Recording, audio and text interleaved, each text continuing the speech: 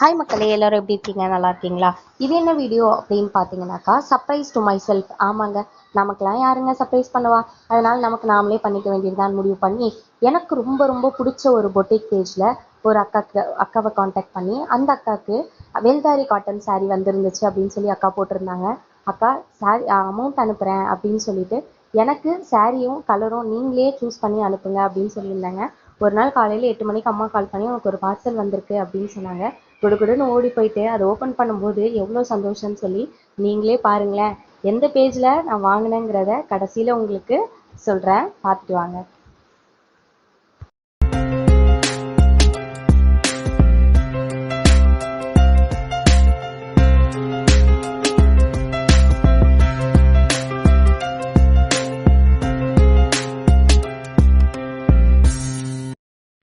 பார்த்தீங்களா மக்களே, எவ்வளோ சந்தோஷம்னு.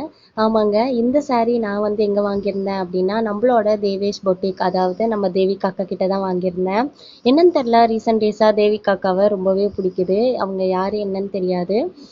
அவங்க கிட்ட தான் வந்து இந்த saree ஆர்டர் பண்ணி வாங்கியிருந்தேன். இதை வந்து எப்படி எனக்கு நானே சர்ப்ரைஸ் பண்ணிக்கிட்டேன் அப்படின்னு கேட்டிங்கனாக்கா, சாரியை பற்றி என்கொயரி பண்ணிவிட்டு அதோட ப்ரைஸ் டீட்டெயில்ஸ் எல்லாமே விசாரிச்சுட்டு அதோட ப்ராசஸ் கம்ப்ளீட் பண்ணதுக்கு அப்புறமா அக்கா கிட்ட, அக்கா அமௌண்ட் பே பண்ணிட்டேன், இந்த saree என்கிட்ட வந்து கலர்ஸ் எதுவுமே இல்லை, என்னோட ஃபோட்டோ ஷேர் பண்ணியிருக்கேன், எனக்கு ஏற்ற மாதிரி ஒரு saree அனுப்பிவிடுங்கன்னு சொன்னேன். அக்காவுமே வந்து பார்த்திங்கன்னா ரொம்ப உரிமையாக எனக்கு எது நல்லா இருக்குமோ பார்த்து பார்த்து அனுப்பியிருக்காங்க போல இருக்குது. இதை ஃபஸ்ட் டைம் ட்ராப் பண்ணி அக்காவுக்கு வந்து நான் ஃபோட்டோ ஷேர் பண்ணோன்னா அவங்களுக்கு அவ்வளோ ஹாப்பி ஆகிட்டு, அவங்க அவ்வளோ அழகாக வந்து சொன்னாங்க, ரொம்ப அழகாக இருக்கீங்க, ரொம்ப நல்லா இருக்குன்னு சொல்லிட்டு. இந்த மாதிரி வந்து அவங்க உண்மையாகவே வந்து ரொம்ப அக்கறை எடுத்து எனக்காக டைம் ஸ்பெண்ட் பண்ணி எனக்காக அனுப்புனதுக்கு தேவிகாக்காவுக்கு ரொம்பவே தேங்க்ஸ். அது மட்டும் இல்லை, அவங்க ஒரு சீரியல் ஆர்டிஸ்ட் அப்படின்ற ஆட்டிடியூடாக ஒரு நாள் கூட அவங்க காமிச்சதே இல்லை. அதனாலேயே என்னவோ அவங்க எனக்கு ரொம்பவே பிடிச்சிருக்கு. யாருக்கெல்லாம் தேவிகாக்காவை பிடிக்கும் அப்படின்றத மறக்காமல் கமெண்ட்டில் சொல்லிடுங்க. எனக்கு இந்த saree எப்படி இருக்குன்றதையும் சொல்லுங்கள். And thank you and love you so much தேவிகாக்கா.